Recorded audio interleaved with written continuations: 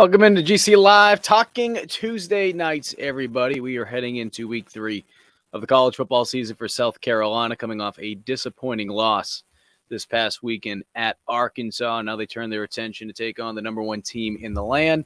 And that number 1 team, of course, is a team that is in your conference and a team that's in your same division, too. Number 1 Bulldogs coming into town after moving up this past weekend. So, with that all being said, a lot to get into tonight. We're going to talk about some of the things that Shane Beamer had to say today.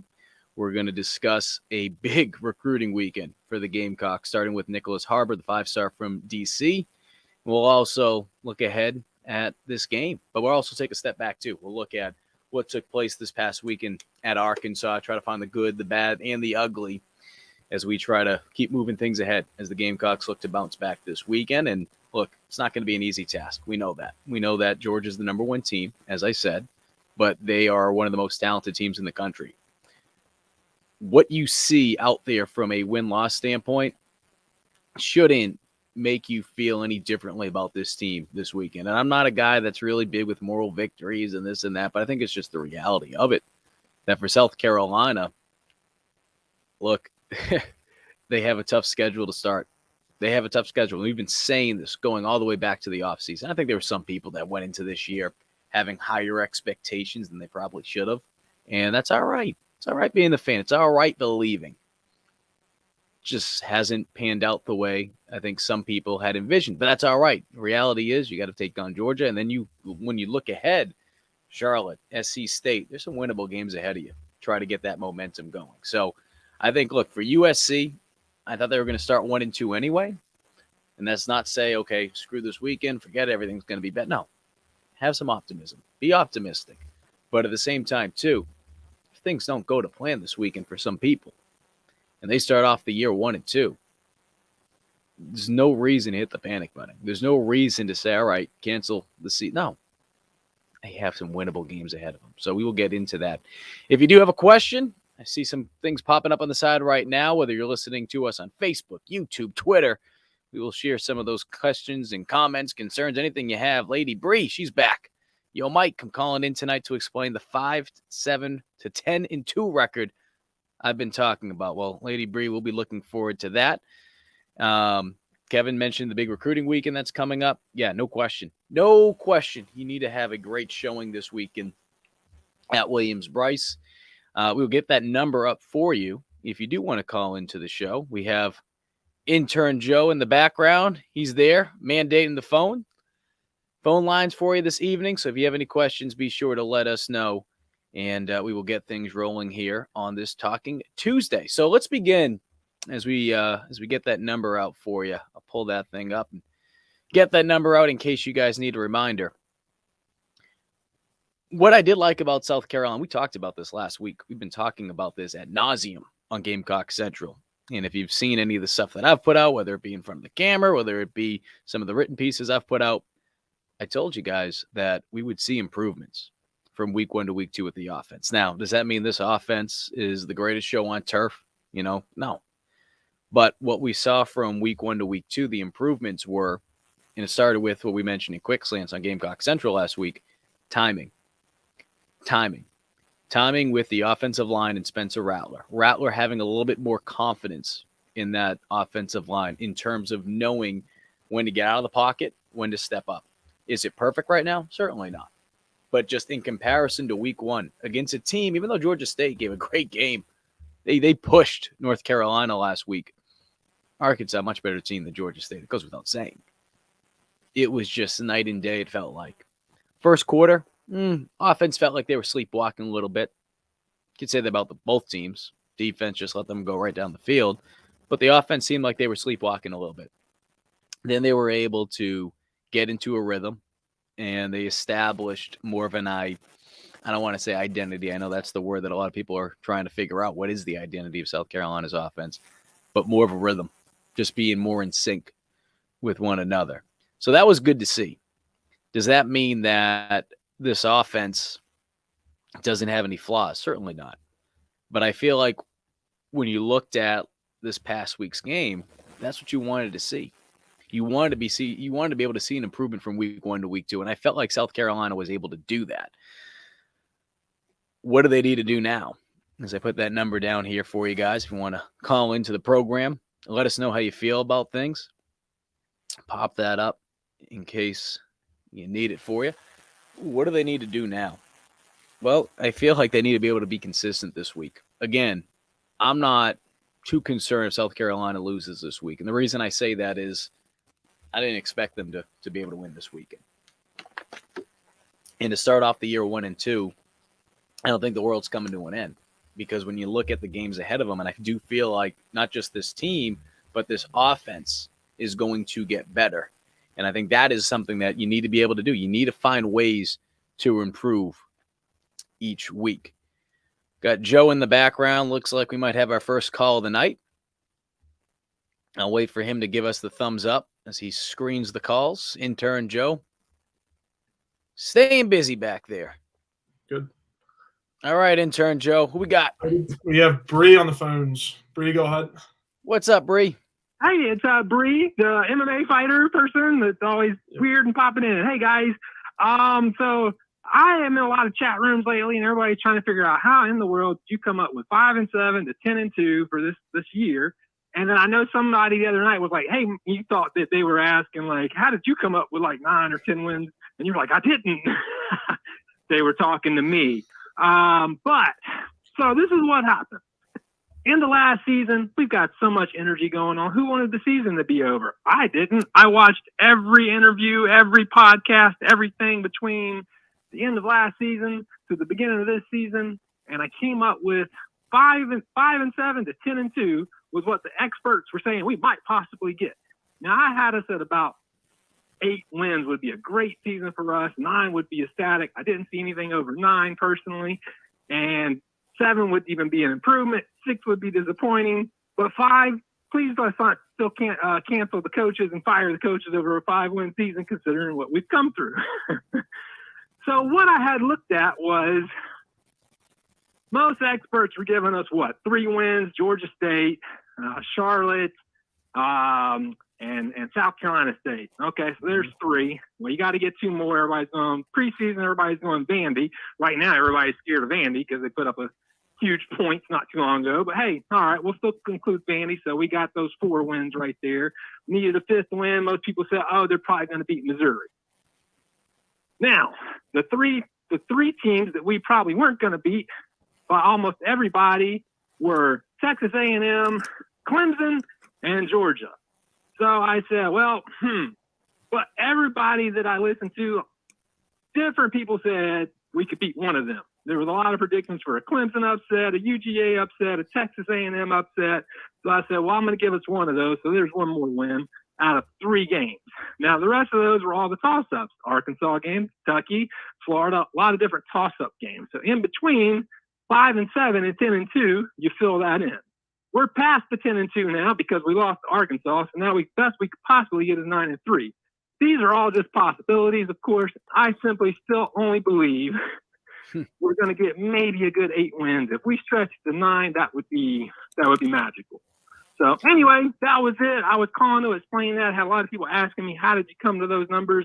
And it could have been listening to Mike Yuva on, Gamecock Central, or listening to somebody on ESPN. I just went by, how many different experts said, hey, they might pick up a win in Clemson. Hey, they might actually beat Georgia this year. Hey, they might actually beat Texas A&M. And those are those 3 games that you might pick up 1. But nobody said we were going to pick up all 3 of those or even 2 of them. And then the rest in betweens, and then obviously the get me. So I think anywhere between 5-7 and 9-3 at this point is a good season for us. So, I'm not going to be disappointed. And I wouldn't, once again, want to see the coordinators or anybody on the hot seat over a budding program. I think the big thing for everybody to keep in mind going forward is we have a lot of good recruits coming in. We want to keep the coordinators and coaches in place to work with the recruits they've gotten to see if next year that could be our killer year, right? Or the year after. Once these recruits have gotten in, these coaches have had a chance to work their magic. That's when we're going to know what this program is capable of. It's not going to happen this year, guys. I mean, that's all. I mean, there's a possibility of 5-7 to 10-2. And that was what I was trying to tell everybody. When you listen to all the experts, man, it could be from anywhere this year, so don't get your hopes too high. And don't set them too low. Well, Bree, appreciate you calling into the program. And I'll take parts of what you were saying to apply it to the now and what we're going to see over the next couple of days. You're going up against the best team in the country, right? Goes without saying. And Joe was at the press conference today, so I definitely want to get Joe's thoughts in just a little bit. He had a chance to listen to Shane Beamer, some of the players. You're going up against the number one team in the country. Realistically, you need to be honest with yourself. Right now, you're not on the same page or in the same level as Georgia. That's not to say you can't catch them on a bad day. I mean, Marcus Lattimore and I, we've been talking about this ad nauseum. Well, for whatever reason, historically, and I know a lot of people aren't going to be happy about having to go out there, noon game, wish you could tailgate a little bit later in the day in comparison to have to wake up first thing in the morning. I get that. But for whatever reason, historically, Georgia has just struggled. They have struggled when they have some of these early kickoffs for whatever reason.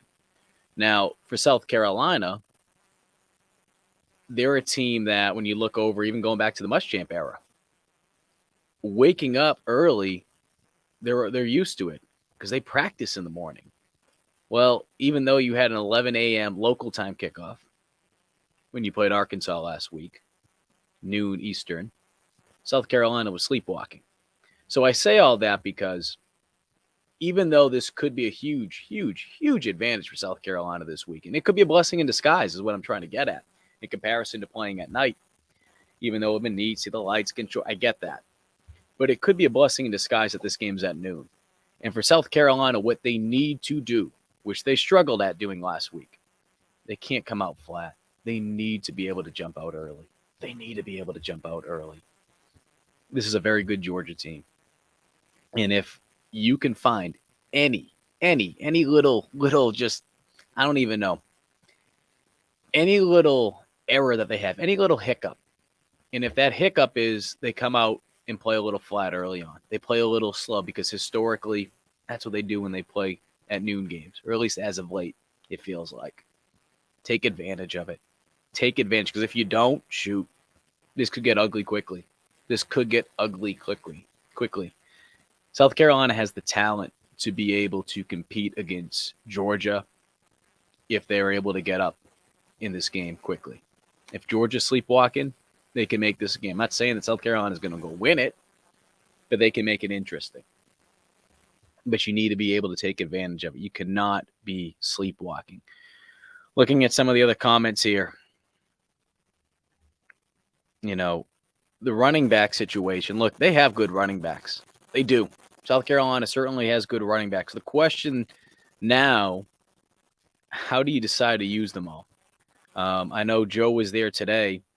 And Joe, one of the things that Shane Beamer mentioned today, he's like, look, we have tremendous weapons at receiver. We have tremendous weapons at tight end.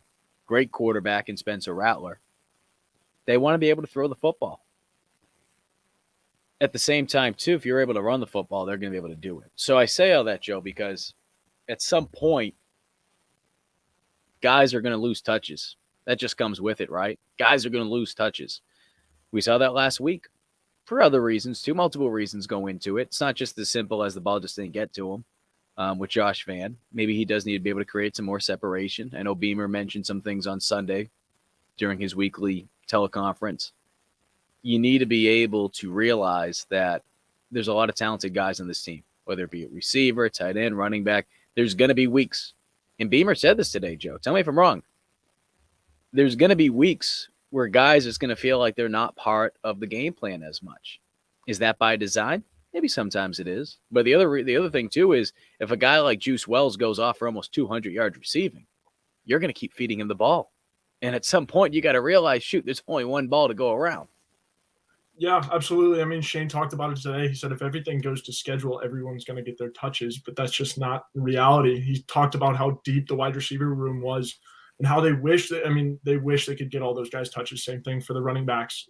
You have a lot of good backs in that room, like we said. And of course, if everything goes to plan, you're getting everyone those touches, and like that's what they're trying to do. But I mean, granted, especially against Georgia, We know that's not going to happen. Not everyone's going to get their touches. But again, like Shane said it today. He said if we could run the ball 60 times a game, we would. But that's just not how things work out, and especially not in this offense. I mean, because they do want to throw the ball a little bit more. With, again, all the weapons at wide receiver, and then you got Stogg and Jaheim Bell, both at tight end. So, I mean, the options are limitless. It's just a matter of executing. So that's pretty much it. Appreciate Intern Joe. If you guys want to call into the program, there is the number, 803-567-3796. Once again, 803-567-3796. Intern Joe mandating the phone lines right now. So give him a call, and we will get you onto the program if you have any questions, or if you prefer to just shoot us a message, whether you're listening on Facebook, YouTube, Twitter, wherever you're listening to GC Live, be sure to send us a message and a reminder, as all GC Live shows are, presented by Clint Hammond of Mortgage Network. Give Clint a call. He'll get you set up. He'll take care of everything you need when it comes to mortgages. 803-771-6933. He has been a big supporter of Gamecock Central over the years, and he's one of the best in the business. So be sure to give him a call if you have any questions when it comes to that. And there's Clint. Throw his number up for you guys real quick. And then also today's show is brought to you by Liberty Tax. Taxiety. We all get it. Don't worry. You guys still have a couple more months to go. If you want to give them a call, 803-462-5576. They'll be able to take some of that anxiety away from you guys as you get ready for tax season. Looking at some of the comments, Joe, I do want to look at about Joyner. Did Joyner have a serious injury that wasn't advertised? For those of you that follow us over at Gamecock Central may have seen the tweet I actually put out before the Georgia State game. I hinted that there was going to be a player or two that was dealing with some injuries, and Kerryon Joyner was one of them. Beamer has come out. Beamer actually spoke about it today. Beamer has mentioned it a couple times the last couple days, going back to the last couple week or so, that Joyner has been dealing with a calf injury. His calf injury is one of those injuries that it just comes down to pain tolerance. How much can you deal with? How much can you handle? I say all that because whether it be quarterback, whether it be receiver, special teams especially, because he's played such a large role in that, and I'm going to have Joe hop back on in a minute because I know he did a piece today on Kerryon Joyner. He still brings so much to the table. It's not even funny. And I don't think it's fair for people to look at Joyner and say, okay, the coaches aren't using them the right way, this and that, because a lot of it had to do with the previous coaching staff.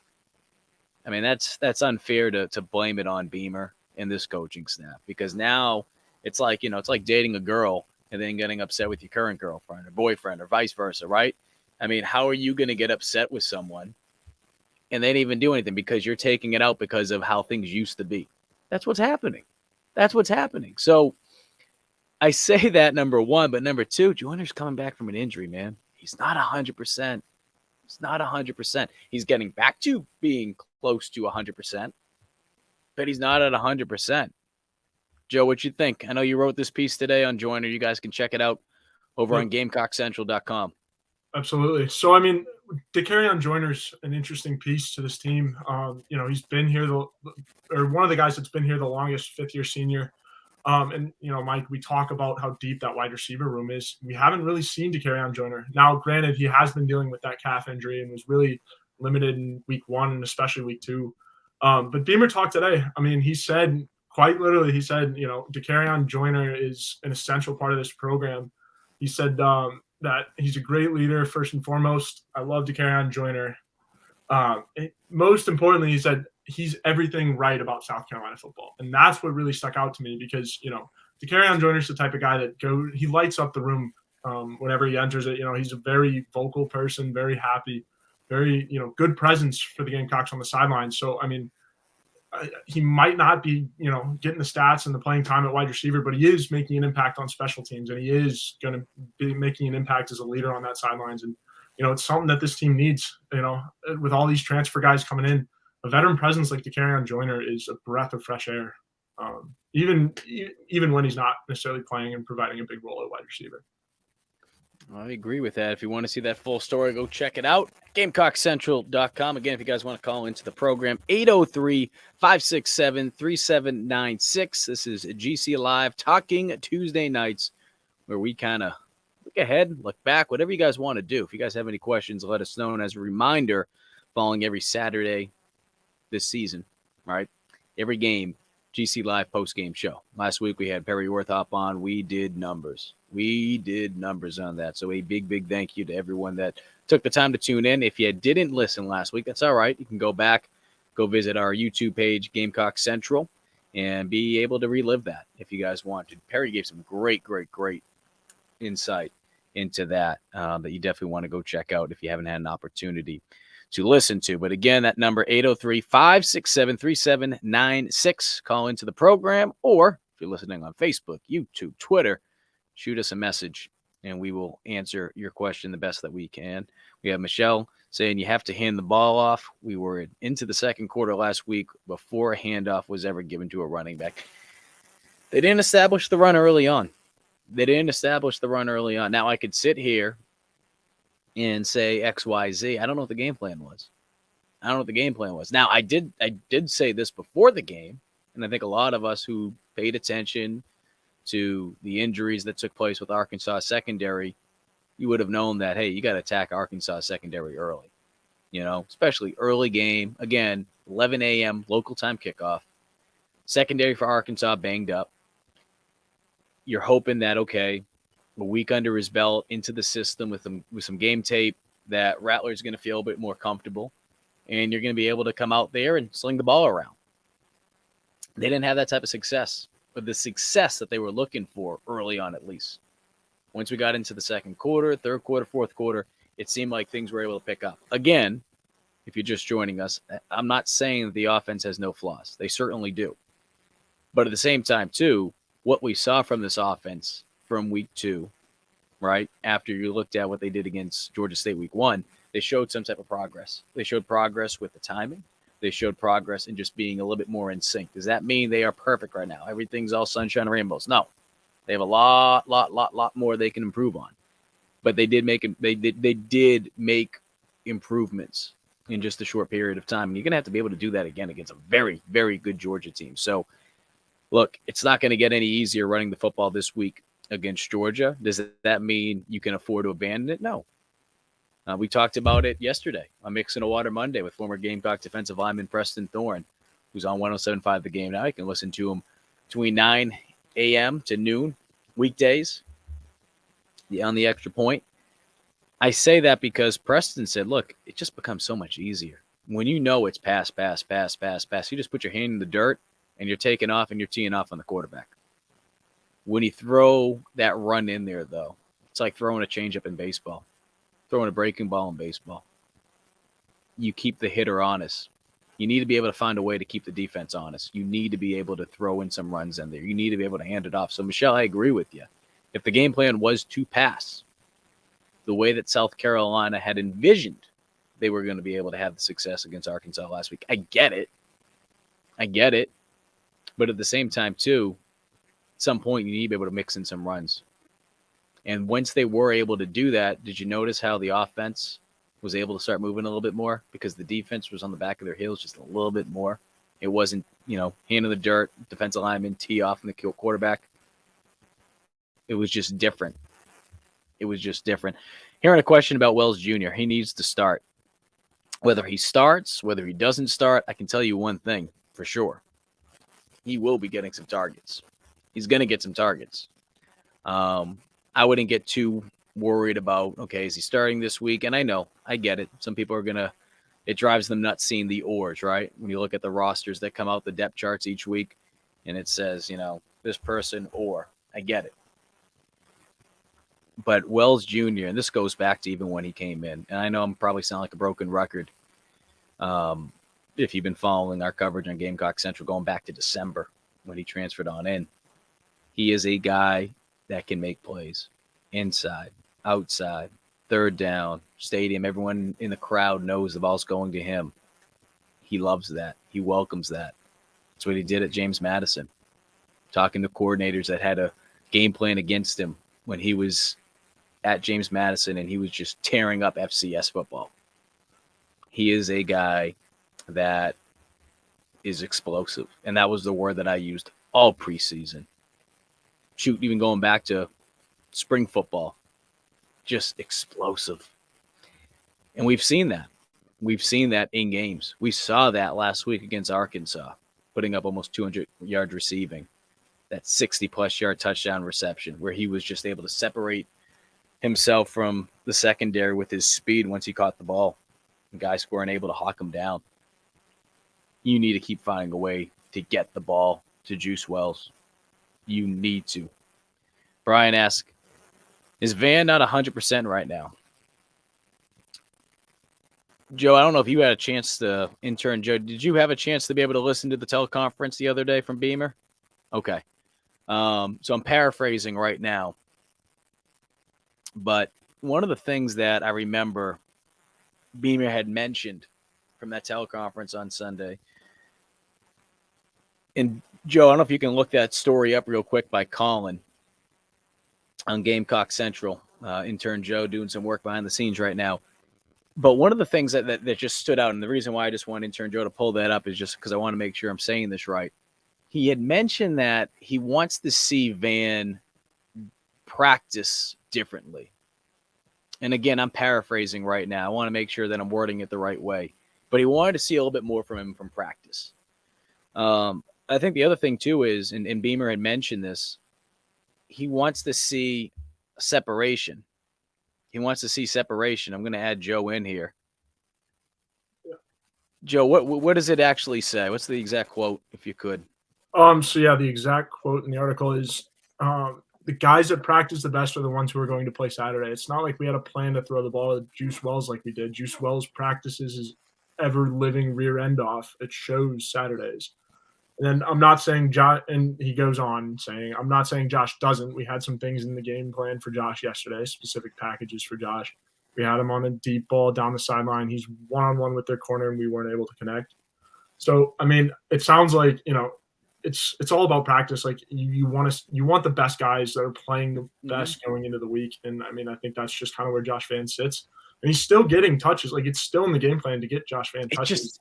It's not going to feel the same. It's not. Look, this isn't last year. You have, and this was a thing when you look back over the last couple seasons. You can look back to last season. You can look back to 2 years ago, especially Muschamp's final year at South Carolina. What was one of the gripes a lot of us had?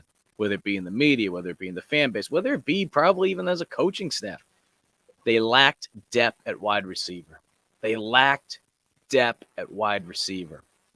That's not a problem anymore. Now, does that mean this wide receiver room is full of All-Americans? No, it's not what I'm saying. But there are guys now that you can spread the ball out to. It doesn't have to be just the Brian Edwards show this week. It doesn't have to be just the Josh Van show this week. Or Shi Smith, or whoever you want to keep going back, Deebo Samuel. It doesn't have to be that way. There are enough talented bodies in that room where the ball is going to get spread out all over the place. And that's the way it should be. Yeah. That is when you have good teams. Because what was South Carolina's issue? What was their issue? I mean, there's a couple of issues over the last 2 years. But one of their issues at the wide receiver position was they were a one-trick pony. You shut down Shi Smith, who are they going to throw the ball to? You shut down Brian Edwards, who they're going to throw the ball to. That's not the issue anymore. Yeah. So, yes, I get it that for some, when they look at Josh Van and it's like, okay, why isn't he seeing the ball? Or why isn't he getting as many touches? It's not that they're not trying to throw him the ball. It's just that there's so many talented guys out there, that they're trying to spread the ball around. Or they're going to go with the guy that has the hot hand. Or a guy, at the end of the day, who's just creating separation. Guy that's creating separation. I mean, think back to 2 years ago. My God. I'm talking about Shi Smith for crying out loud and just that season. That was another issue, Joe. They could not create separation to save their life that season in 2020. They just couldn't, other than Shi Smith. And again, when you become a one-trick pony and you're able to shut down that one guy, It's going to become so much easier. And we saw that in 2020. Now, granted, South Carolina was able to have a lot of success on the ground with Kevin Harris, but from a passing standpoint, especially when you needed it, you weren't able to have that success when you took Shi Smith out of the equation. Yeah, so absolutely. Mike, and I also compare, you brought up Kevin Harris. Like, I also compare this situation to the backfield when Kevin Harris went for 1,000 yards. Like, Kevin Harris was the guy. And I mean, you saw in games in that season when they slowed down Kevin Harris, the game plan was off. And I also will say this too. This is the most depth we've had in years. It's most likely attributed to the Beamer effect, right? Like, he is getting more players into the facility and into the program. I have so many weapons for Marcus Satterfield. Like, there's so many weapons on offense now. And Mike, again, you're right. It's not going to feel the same with Josh Vann because it's simply not. Like, there are just too many guys in that wide receiver room that'll play their butts off and that are going to give Josh Vann a challenge this year about like the number one receiver role. And I do have a feeling that like later in the year, guys are going to progress and step up. So I don't think like this is the end of Josh Vann as we know it. Like, this doesn't mean that Josh Vann isn't going to be the guy that he was necessarily a year ago. All it means is that for the time being that Josh Vann isn't practicing as well as he could. And he's not necessarily the number one guy like we've seen in past years, No, it's just what it comes down to, Joe. That's what it just comes down to. Intern Joe, appreciate you, buddy. We'll have you hop back in with us as we go throughout this show. Put that call-in number up there one more time for you guys in case you need to see it. But I do want to answer David's question. Do you think we're going to see Cam Smith play on Saturday? Now, today, Shane Beamer, it was a long list. Or at least it felt like it was a long list of just some of the guys that are in question for this weekend's game against Georgia. Spalding, Cam Smith, Corey Rucker, R.J. Roderick, Alex Huntley, all questionable this week. I do feel like of those guys that I mentioned, we won't see some of them. I don't think we're going to see Rucker. That's one of them for certain. But Cam Smith, I think Cam Smith's interesting. Because certainly if you want to have any chance to be able to beat Georgia, you're going to need to be able to have everyone on deck, right? You need everyone ready to play. With that being said, you got to look at the greater good of the season. Cam's a tough guy. You don't need to hear me say that. He's a tough guy. A lot of us that have followed him going back to his days at Westwood High, we know that. He's a tough guy. He's got a lot, though, on the line this season, too, from an NFL standpoint, his draft stock. I'm not saying that he would miss this game because of that. That's not what I'm saying. That's not where I'm going with this. But what I'm trying to say is you got to be smart sometimes for the big picture. And the big picture isn't even about the draft stock. It's more so just about the season and where he can help South Carolina moving forward. If he's able to do that, he's going to be able to raise his draft stock. So I don't think he's going to, if he's ready to go and play this game, I expect him to be there.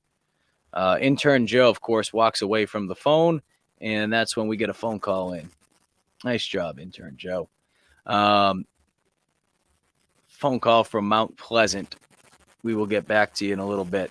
Just saw that happen. Of course, Intern Joe. What are you doing, Intern Joe? But yes, if I had to take a guess right now, as Intern Joe comes back and we just missed that call, it's all right, Intern Joe. I'll put Intern Joe back as he looks all flustered right now.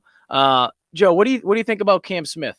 If you had to take a guess, do you expect Cam to play this week? And you had a better feel of it today. I mean, overall, like, I'm very high on Cam Smith, like, great player. But today it did seem like Cam Smith is going to be one of those guys. It depends on how he practices, right? If he goes through the motions this week and has a bad week of practice and he doesn't look 100%.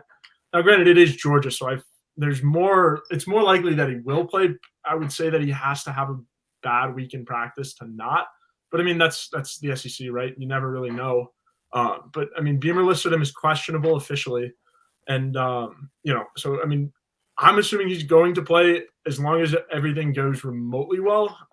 It's also with, Christian Beal-Smith and Corey Rucker. Those were two other guys that haven't necessarily played yet, but I also feel like for a game like Georgia, you're going to need all the help you can get. So these guys that are questionable, I'm assuming are going to be leaning a little bit more towards the playing side. And there is our friend from Mount Pleasant calling back. Intern Joe's here this time to get you onto the program. So we appreciate that. There's that number one more time, 803-567-3796. Wait for Intern Joe to give us the thumbs up, and we will get our latest caller onto the program. But, yeah, I mean, look, Cam's a guy, we know what he can bring to the table. He plays on the outside. He plays at nickel. He's a guy that just brings a lot to the table, and just his physicality more than anything. His physicality is something that, I mean, Nick, Amani Worry is just a phenomenal player. I know you're good. That's my bad. What's up, Joe? All right. Hunter, go ahead. So you're I said, you're good. You're on the show. okay. All right. So yeah, I have a few questions. So I don't know if you have y'all heard anything about Tanner Bailey or Braden Davis being in the game at all this year? No. At all? Nope. And what another thing on the Arkansas game. So I have seen where there was 2 penalties they missed, and not missed. One they already knew. The ref gave them the first down, and he was supposed to be at the 4th and 1, and that was kind of a bullcrap call where they gave him the first down on that part. And the other, they missed the face mask on it, and they never called on that. So I want to get y'all's opinion on that. I mean, a couple of the calls, I mean, we can go back earlier in the game. It just seemed like it was kind of a bleep show with the officiating from time to time. I'm never really going to be one to point to the officiating and blame this and that. I mean, that's certainly, I'm not saying that you're saying this, but that's certainly not the reason why South Carolina lost this weekend. I think when it comes down to it, whether it comes to situations like that, calls like that, and Beamer would probably say the same thing, and it's the generic coach speech, which is like, you just don't want to leave it into the officials' hands. Now, certainly South Carolina, we can go back, Will Muschamp coming into town. Who can forget the infamous no holding call when South Carolina played Florida a couple of years ago, and it felt like the guy was walking them down the sideline 60 yards holding them. And Muschamp said after the game, when the official dropped the flag 40 yards downfield, he's like, next time drop it in front of my feet. So I get it. I get it that from a South Carolina fan standpoint, it just seems like every week those calls kind of go against you. But I think if I know it's kind of different because watching it from TV, and if you're at the game, it's kind of a lot different because you don't actually see, you're too distracted, looking at other players and stuff. And I guess a lot of people don't see it, see the penalties like we do. Yeah, no, I agree with you on that front. No question about that. All right. What do you want to? So let me ask you before you get off the line. Anything in particular you're looking for against Georgia this weekend, regardless of the result? I'm hoping we can stop the run more because here we go. Arkansas clowned us while on the run game. Like they knew we sucked at stopping the run, so they were clowning us the whole game. So I'm really hoping we can stop the run, or at least we can run the ball very well than we did with the 2 other games. Well, I appreciate it, and I agree with you. And going back to Ashley's point right here, we're talking about Cam Smith. What was Cam's injury? Does he have a concussion? He doesn't have a concussion. It's an upper body injury. That's kind of where it's been left at. What exactly the body part, whether it be the pack, arm, whatever, we don't know the specific details. Beamer kept it very vague, but it's an upper body injury. So I say that because, look, you have a guy like TJ Watt this week that has a torn pec for the Steelers. He's going to be out for the next couple of weeks. It's one of those things that when you hear upper body, sometimes you breathe a little bit better, right? Okay, it's not an ACL, it's not a foot, but depending on what the severity of the injury is to an upper body, obviously can keep you out a little bit longer, depending on others. But, I say that just because, again, I'm not a doctor, but, at least it's not an ACL, at least it's not a, foot or anything like that. Of course, he's had his foot injuries over the years. But we'll have to just wait and see. We'll have to wait and see. Upper body injury. is all we know, according to Shane Beamer. Sean asking, why do we continue throwing the ball when Arkansas only had 5 in the box? I think 2 things, Sean, and I don't know if you're specifically saying at the beginning of the game. I'll have to go back and watch the tape. I think South Carolina wanted to throw the football early on, just because they wanted to take advantage of the fact that Arkansas had a beat-up secondary going into the game. And we saw that. We saw South Carolina try to take some shots downfield. But as the game went on, it was just like, all right, where's the run? Where's the run? It goes back to what we were just talking about a little while ago. You become a one-trick pony. If you become a one-trick pony, teams are going to be able to have a field day on. So I think what we saw last week was Arkansas knew South Carolina was trying to mix it up with a run as the game went on. We saw it more so in the second quarter. They tried to make them go back to being a one-trick pony. Arkansas was trying to put 5 in the box, but I just felt like they weren't necessarily afraid. They weren't afraid of South Carolina running the ball. I really don't. I don't think teams are afraid of them right now. I mean, it's crazy to say in comparison to where they were 2 years ago. And I know 2 seasons ago is 2 seasons ago. A lot has changed in 2 years. But you think of just all the success South Carolina had running the football that season with Kevin Harris. Again, a lot has changed. New offensive coordinator, new scheme, new blocking scheme at that with zone blocking. But I think until South Carolina can establish the run, I think you're going to see a lot of teams have 5 guys in the box, or only send 3, only send 4. They're going to do what they can to be able to put pressure on Rattler. But I think some teams, and Georgia might be one of them, they might have confidence that they'd be able to get to the quarterback with only 3 pass rushers. That just goes to show you the lack of respect that some teams are going to have for you. So until you can prove consistently why teams should throw an extra guy in the box, because we saw that in 2020. Saw that last year. Teams would bring down one of the safeties, throw him in the box, and teams were daring you to throw the football. It's a little different right now.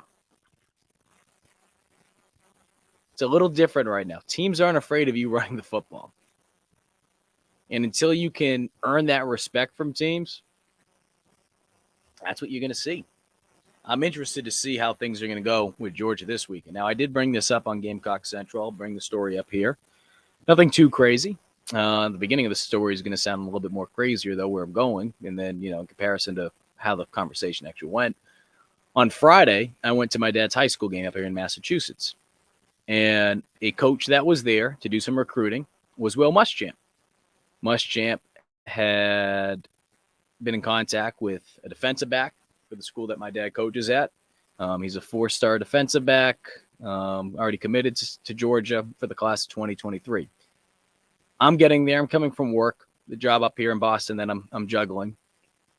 And I get there by halftime. Muschamp walks out, and we had a nice 5-10 minute discussion.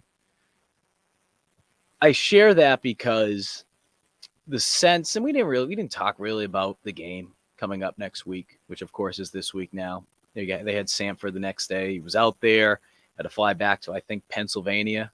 Had to pick up another coach there on the plane, and they were flying back to Georgia to the team hotel to get ready for the game the next day. So they were doing some recruiting, and that's a story for another day in terms of how much money. We saw that report that came out a year or 2 ago about how much money Georgia invests in recruiting.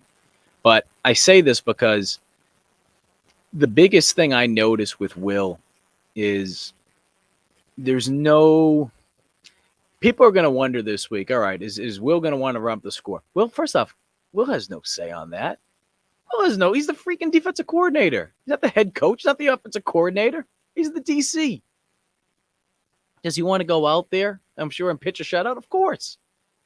But I just didn't sense from having the conversation with him that he holds any animosity towards South Carolina. Doesn't hold any animosity. He's a guy that understands the business. He's been doing this a long time. Lost a job at Florida. He's seen coaching buddies in this profession lose jobs or whatever the case may be. It happens, right? And of course, they paid him very handsomely too. But he seems like a guy that is at peace right now. He seems like a guy that is very happy with the situation that he's currently in. Why wouldn't you be? The defensive coordinator at your alma mater and the number one ranked team in the country. And maybe even the number one defense in the country at that. So I say all that because I'm sure some people are going to wonder, all right, Will gets back here. There's going to be people booing him. I get it. Hey, that's part of sports, man. He gets it. He understands that. And that's not for me to say, okay, hold back. No, let him have it. You don't like how things, have fun. That's sports. Have fun. I do think Will is an awesome person. I think I did have a conversation with that. I won't go into too many details about some of the conversations we had, but I did kind of poke fun of him at that since I'm covering Bill Belichick up here, and he had a chance to coach under Saban, of course, with Muschamp coaching under Saban. Saban, of course, comes from the Belichick cloth. So I say that because there's a lot of similarities when it comes to being in front of the camera, and I kind of poked fun at Will. When I was talking to him, I said, I know you got to set the tone when you're in front of the camera. I said, but I know you're a totally different person when you're away from it. And he's a guy that is appreciative of the memories that they were able to create here, the good from the football program standpoint, the good for his family. Of course, his sons, they went to Hammond. So he doesn't hold animosity. Now, just like anyone in life, right? Whether it be a job, whether it be anything, there's going to be people that when you leave a place, you don't always see eye to eye with them. You're not always going to be buddy with them. You're not going to send Christmas cards, right? You're not going to exchange Christmas cards each year. And, I'm sure just like with any person, right? A situation like that, there's going to be some things you're like, all right, I'm glad I don't miss that. But there's things that I'm sure he's going to miss too, that he has missed. So I say all this just because, look, Saturday's going to be fun with him returning back to Williams-Brice. But at the same time, too, yeah, that's great. There's more things to worry about if you're South Carolina. From a team standpoint on the field, from a team standpoint in the crowd, when it comes to Nicholas Harbor being there, your focus isn't going to be on Will Muschamp, or it shouldn't be on Will Muschamp. If the fans want to have at it, have at it. If you guys are down there, you want to boom, have at it. I'm not telling you not to. Have fun. Have fun with it. But this weekend, I think there's just a lot more to worry about. I really do. And if that helps the atmosphere, if that helps the environment, go. Boom. Do what you need to do. But I'm just trying, what I'm trying to bring up is the fact that he's not going to lose sleep coming in this weekend. He's not. It's not about, being afraid of South Carolina or anything like that. I think he's moved on from it. He's moved on. It's been 2 years now, going on 2 years. I do want to pull up some of these comments coming over here. I know it sucks to have Mo and Jordan out, but at least we can begin to build some depth for the future. Love me. And I don't know if I'm saying this right. I don't know if it's just H-Man. So if it's a name together, I apologize. I'll go H-Man. I agree. And I'm not saying that necessarily Stone Blandon is going to be seeing more reps in terms of playing, 20 to 30 snaps more a game. But that's a guy I'd keep an eye on. And then you're going to have to ask yourself a question, because after this week, you have one more game where there's 4 games, right? And you have to decide whether or not you want to use the year of eligibility on someone. So I'm using a guy like Stone Blandon, for example, but this could be anyone. Do you want to use that year of eligibility? Or do you want to save that? And from conversations I've also had with Pete Lembo going back to preseason, Lembo mentioned one of the things that coaches do sometimes is, yes, they look at, being able the first 4 games, and that's what a lot of people on the outside think of. But sometimes they want to be able to have that game at the end of the year, that bowl game. So when we go into this weekend, again, I'm just using Stone Blandon's name for example, but this could be anybody. Don't be shocked to see a player or two that has been playing, whether it be on special teams or he's been flashing a little bit on offense or defense, but nothing too crazy. When I say flash, you've seen him out there. Don't be shocked to see some of those guys kind of go away. Because South Carolina wants to be able to have them available for that bowl game. They're optimistic that they're going to get to a bowl game. That's the way you have to think. And be able to use them in that bowl game so you can develop them a little bit more. So just keep that in mind when we go into this weekend's game. See, Brian, what game could we possibly pull off an upset like maybe Clemson? I think the big thing right now is you need to be able to build off of what you built off of last week. And from the defense, and for the defense, for the holes that they have right now, not going to have Mo Kaba, not going to have Jordan Strawn, potentially could be without Cam Smith, what we just talked about a little while ago, even though I'm optimistic that we'll see him out there. If he's not out there, whether he is, whether he's not, you're going to have to be able to find guys that can step up and be able to fill those voids so that when you do go into week 4, right, and you're playing Charlotte, or week 5, SC State, that you can have a solid foundation, both offense and defense. On special teams as well, because Mo Kaba played a big role on special teams. You need to be able to feel good about yourself after those 2 games, because when you go into week 6 and you have to go down to Kroger Field in Lexington, taking on Kentucky, if you don't know who you are by that point, I don't know what to tell you. I really don't. I feel like this team is going to know who they are by that point. I feel like from an offensive standpoint, as I've been saying, going back to the preseason, I feel like South Carolina is really going to find themselves in week 4, going into week 5, and then going to Kentucky. So on paper right now, it'd be an upset. Beating Kentucky would be an upset. So I'd say Kentucky right now. We'll worry about Clemson when we get closer. Shoot, I mean, we're only the 2 weeks into the season, so that's why I say that. Worry about Kentucky after the Charlotte and SC State game. Intern Joe, what we got? Hey, Mike, how you doing? Good. How you doing? Question. Just kind of looking for your thoughts. So with a wide receiver room that's a little bit more, a little deeper than last year, it kind of bothers me seeing people asking to see more DK and Josh Van. I didn't think Josh Van was, out of this world as a receiver. He's definitely good, but with all the wide receiver depth we have now, do you think it's a little bit of an overreaction for people to be calling for DK and Josh Van to be getting, all these targets? I do.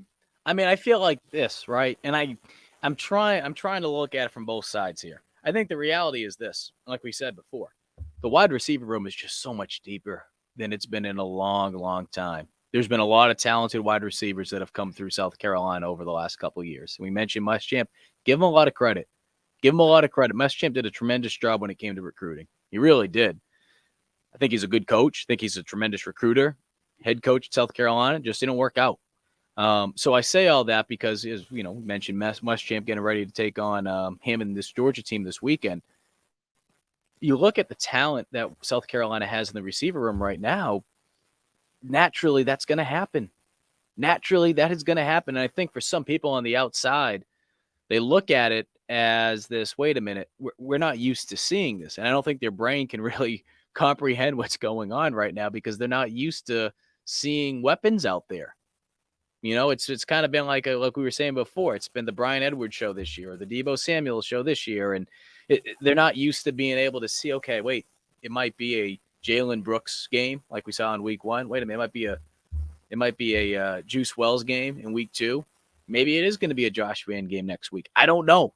I'm not sure. Now, you look at the stats. So far this season, 1 reception for 9 yards. Go back to last season, 43 catches, 679 yards, and 5 touchdowns.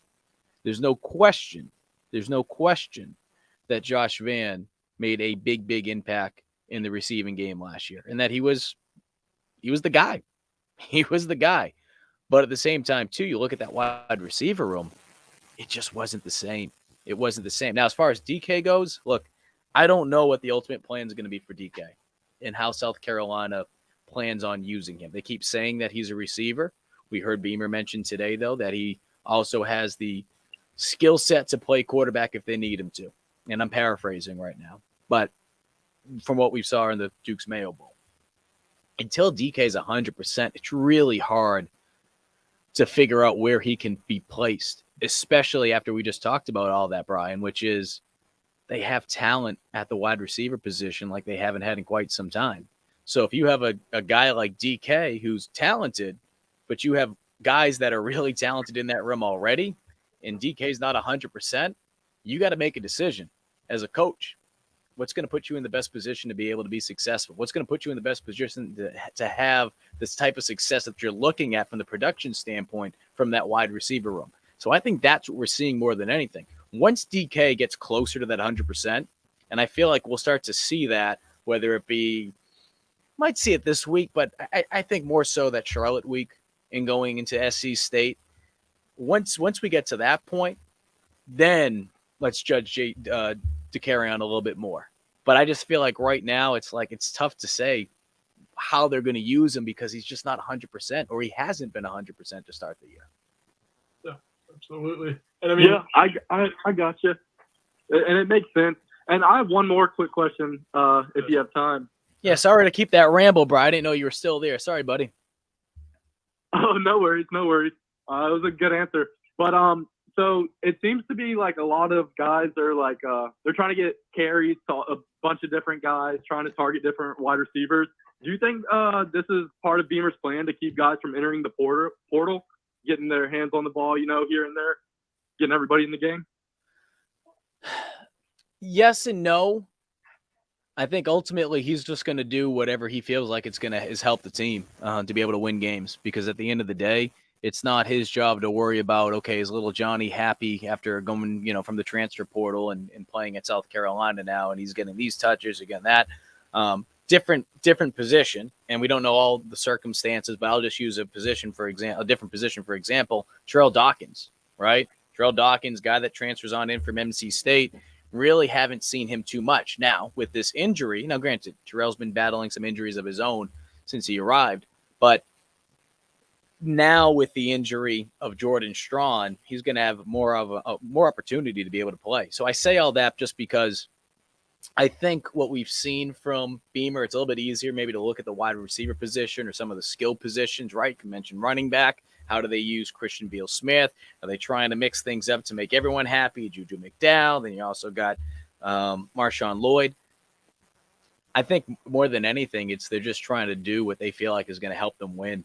I know that's like the really generic, boring, cliche coach speech answer, but I feel like that's the God's honest truth. And the main reason being is because we're seeing it on defense with just the first example I'm pointing to, Terrell Dawkins. So I think ultimately what they're going to do is they're going to try to find out from a schematic standpoint what guys fit best.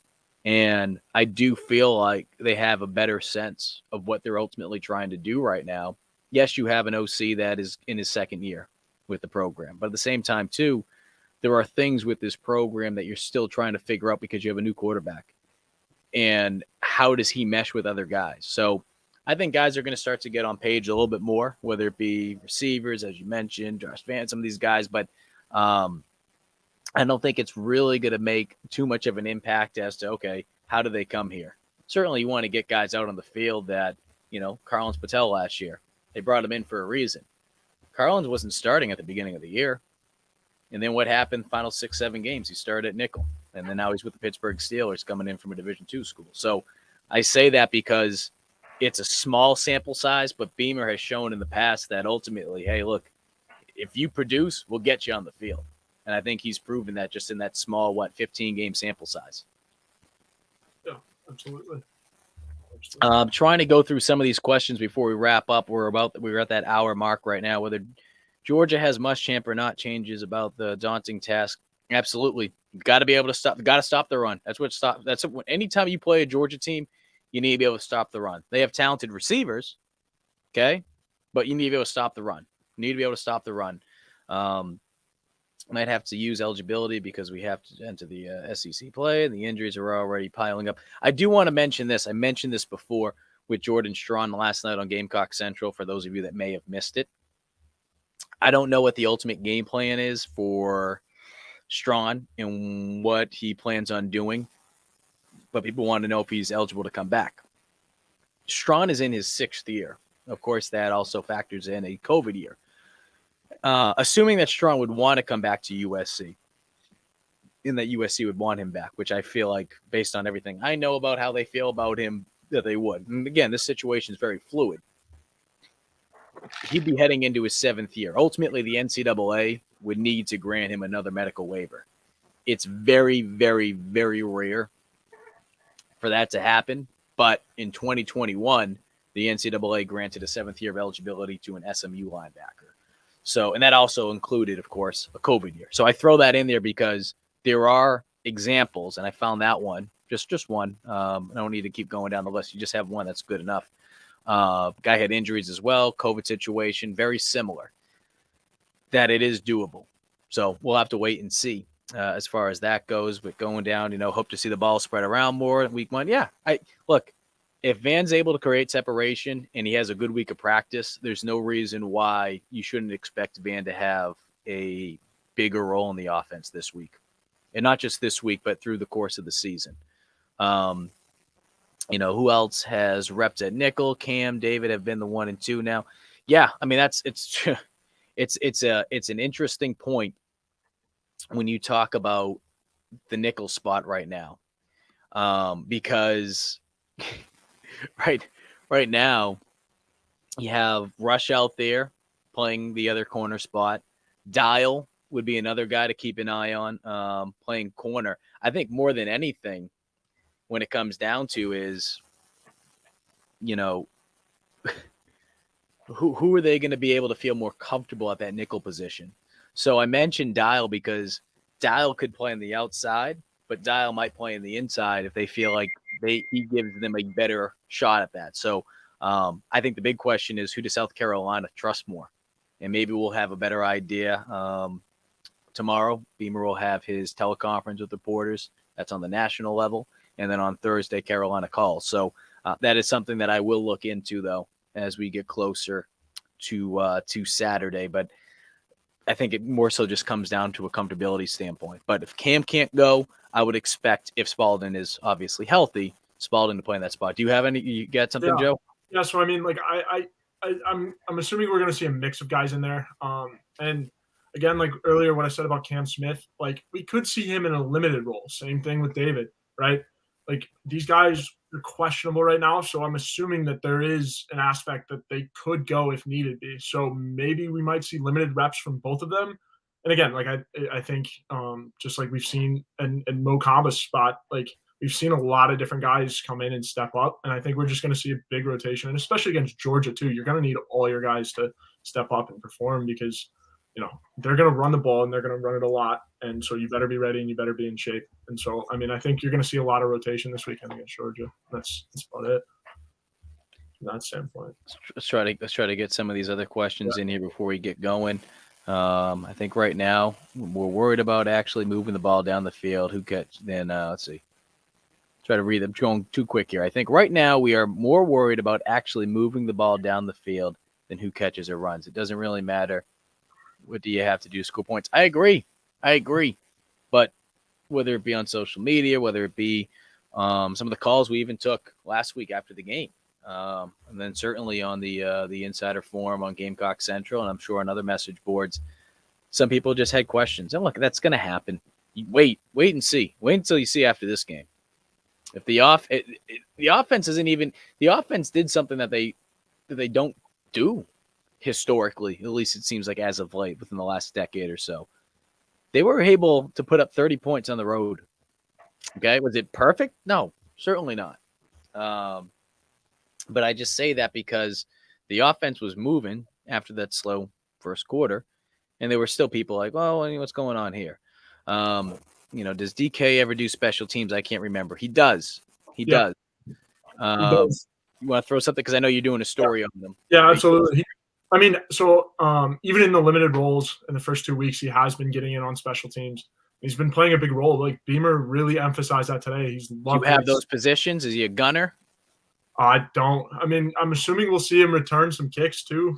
He's been back there. He's been back receiving kicks. He's done that before. Yep. So, yeah, I agree.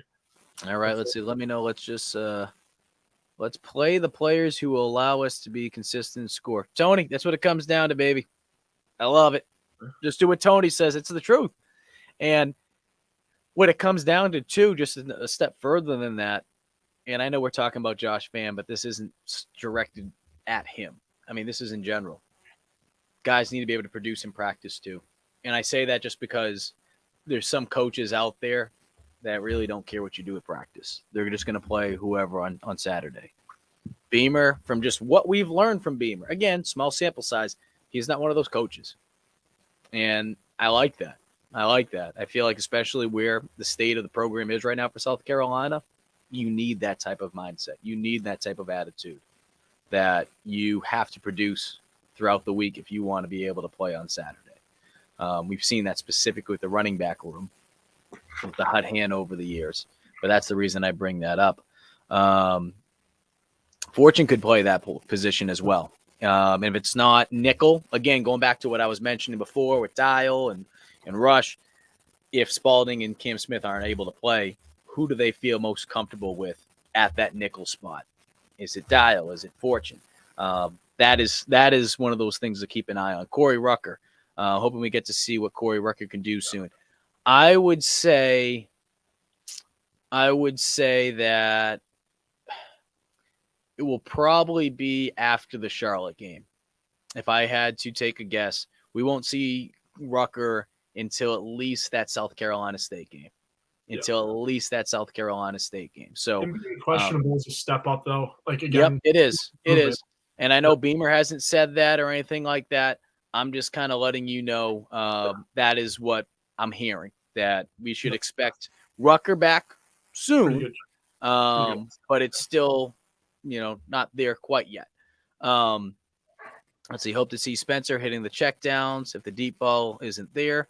The past 2 games, he forced a few deep. Yeah, look, I think with Rattler, some of those deep passes are going to start to connect. And it was good to see those opportunities really pop up the way they did against Arkansas. We saw it a little bit against Georgia State, right? We saw it a little bit against Georgia State. I think it was actually on that first drive. He overthrew a receiver.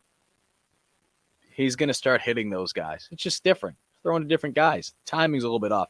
But it's not even timing from a receiver to a quarterback standpoint or a quarterback to receiver. Like I've mentioned before, the timing with the offensive line. I feel like he does have more confidence with the O-line. And it's not even about can they block. No, it's just like, okay, when is the pocket going to break down? When do I need to force things? And I think that is going to be the biggest difference. We got 2 more. We're going to wrap things up here. We need 1 big road win, and it might flip a switch for this team. Look, obviously, you got 2 home games coming up, Georgia, then Charlotte the week after. And then, you got 3 in a row, Joe, right? Yeah. 3 home games in a row. South Carolina State that following week. And then you go to Kentucky. Again, preseason predictions, I didn't have South Carolina winning this game. I do feel like, though, you build off of some of the things you were able to build off of last week, especially from an offensive standpoint. For the defense, you need to feel good about yourself.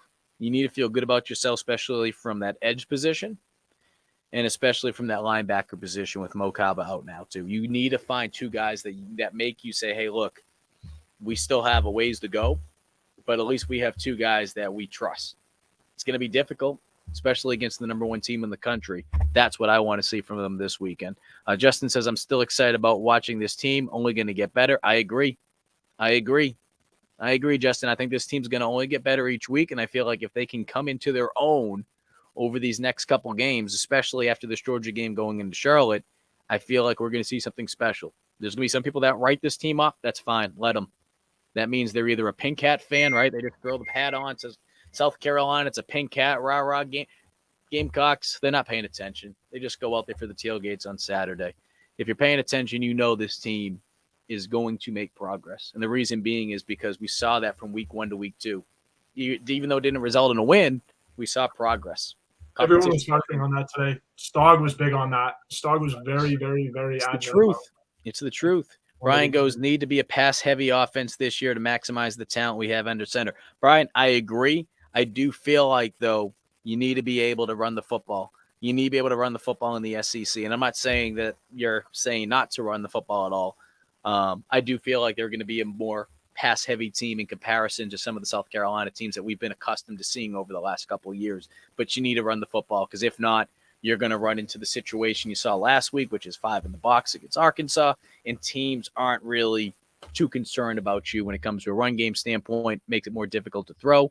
Lady Bree, again, I wanted to mention earlier what would the outlook of this year be if the schedule was Charlotte, South Carolina State, Georgia State. What would the outlook of this year be if the schedule was Charlotte, South Carolina State, Georgia State? I think the reality, and I'm not trying to push the question aside altogether. I'm trying to wrap this thing up in terms of the hypotheticals. I think the schedule is what the schedule is. I feel like in the long haul, Lady Bree, I feel like it'll be better for South Carolina because it was a good test week 1. We saw that against North Carolina last week when Georgia State had to play them. H-Man, again, thanks for you both guys doing the show. We appreciate it. Run the ball by pulling guards. Well, we'll see a little bit about that. We'll see a little of that, Linus, but a lot of zone blocking schemes, a little bit different in terms of what South Carolina is trying to do from an offensive standpoint. Intern Joe, I appreciate you, buddy. Yeah. Again, post-game show, GC Live post-game show Saturday after the Georgia game. We will have, I think we're having Michael Skarnecki on this week. I'll double check. We had Perry Orth on last week, rotating cast, give you guys a neat perspective. Hop on. There was a lot of people last week. Call in, message us, whatever you guys want to do. If you missed any of this show, it's all right. Go to YouTube. You can go to Gamecock Central. Go to the Gamecock Central YouTube page. That thing is taking off. And this is just the beginning. So be sure to subscribe for free there. And you can be able to go back and watch any of these shows, but you can hit the little bell. Every time there's a new show, get a nice little alert. You won't miss any Gamecock Central shows. I mean, GC Live this, GC Live that. You'll get it all. So, Joe, appreciate you, buddy. Intern Joe. Going to sign off here, guys, and we'll see you next Tuesday.